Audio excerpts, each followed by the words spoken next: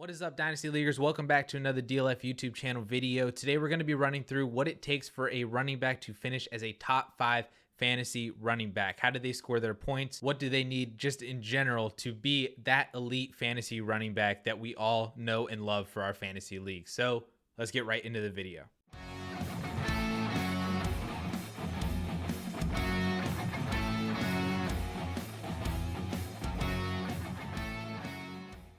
Like I said, we're going to be running through what makes a top 5 fantasy running back. And for this video, I went through and pulled all top 5 running backs in PPR scoring since 2011, so over the past 10 years. So we have 15 individual running back seasons to go through and analyze for this video. Just some general observations. Most running backs in this data set played at least 15 games. I feel like that's kind of obvious. You need to stay healthy in order to score well.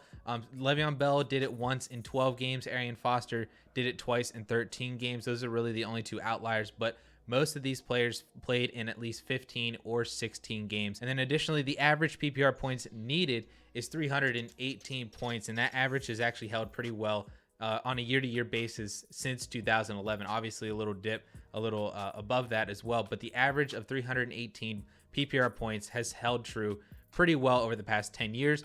But generally you want to score at least 290 or more fantasy points. That's a pretty good bet to finish inside the top 5. But before I get into this video, I want to hear from you guys. Who is y'all's favorite running back that you are drafting this year in 2021? Leave that answer down in the comment section. So what does it take to become a top 5 fantasy running back? Well, I think the biggest thing really is, outside of health, you need some elite volume. All but 6 top 5 running backs in this data set have had 250 or more total touches. And from that kind of volume, obviously comes touchdowns as well. Only 5 top 5 running backs have failed to score double-digit touchdowns. So that means 45 of these running backs are scoring 10 or more total touchdowns. Actually, 34% scored 15 or more touchdowns, but a large majority of these guys are in the 10 to 14 total touchdown range from rushing and receiving touchdowns.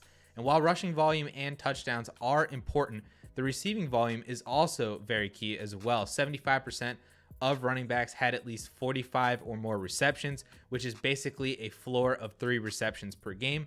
The receptions allow players that lack in rushing volume to still be elite. In fact, 6 of the 7 running backs with sub 200 carries all finished top 5 because they had 80 or more receptions in their season and 700 or more receiving yards. That is literally how Alvin Kamara has been so good for fantasy football, is that while he has not necessarily been a workhorse in terms of on the ground game and not having really more than 200 carries in a season, he's been averaging over 80 receptions per game. And that is why Alvin Kamara, Austin Eckler, that's how Danny Woodhead was so good, a few years back, is the receiving volume as well.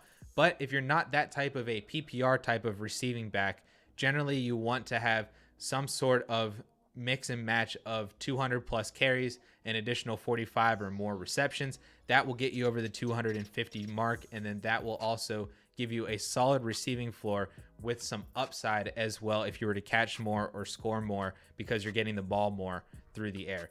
But what if you don't catch a ton of passes? Only 2 running backs have finished top 5 with under 30 receptions over the past 10 years. That was Marshawn Lynch in 2012, and Derrick Henry has actually done it each of the past 2 years in 2019 and 2020. How did they do that? Through insane production on the ground. Both Marshawn Lynch and Derrick Henry were able to beat the odds and finish inside the top 5 by averaging nearly 100 rushing yards per game and 1 touchdown per game. The problem here is the lack of ultimate ceiling. Derrick Henry, as great as he's been over the past 2 years, was the RB5 in 2019 and the RB3 last year, in a year without Christian McCaffrey and Saquon Barkley. And while he was still the RB3, that's very, very good, he was still 3 to 4 fantasy points per game behind Dalvin Cook and Alvin Kamara, the RB1 and RB2, because they have a receiving element to their game that Derrick Henry doesn't necessarily have.